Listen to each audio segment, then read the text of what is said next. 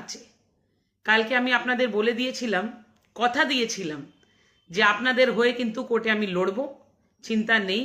আপনারা বলেছেন, সন্দেশখালীর মহিলারা আমাকে কালকে বলেছে যে দিদি আমরা নিজের এই সমস্ত জিনিস কোর্টের সামনে তুলে রাখতে চাই, কিন্তু ভয়তে আছি, আতঙ্কতে আছি। আমি বলেছিলাম যে ভয়ের কোনো কারণ নেই, আতঙ্কের কোনো কারণ নেই, কেন কি আমরা সবসময় আপনাদের পাশে আছি। একজন আইনজীবী হিসাবে, একজন বিজেপি নেত্রী হিসাবে সবসময় পার্টি আপনাদের সঙ্গে আছে। সেই কথাগুলো একজন আইনজীবী হিসাবে আজকে আমি কোর্টের সামনে নিয়ে গেলাম, যেহেতু আপনারা জানেন যে সন্দেশখালী নিয়ে আমি একটা মামলা করেছি অনারেবল ক্যালকাটা হাইকোর্ট চিফ জাস্টিসের সামনে। সেখানে আজকে আমি বলে দিয়েছি যে আপনারা চাইছেন যে আমি আপনাদের হয়ে ওই মামলাটা লড়ি। আজকে কোর্ট সেই অর্ডার আমাকে দিয়ে দিয়েছে, যেখানে সন্দেশখালী যত মহিলারা আছে, যারা ভিকটিম আছে, যাদের সঙ্গে এই ধরনের অত্যাচার হয়েছে, সে পীড়িতা যারা আছেন, তাদের হয়ে কিন্তু এই মামলা এখন আমি লড়তে পারবো।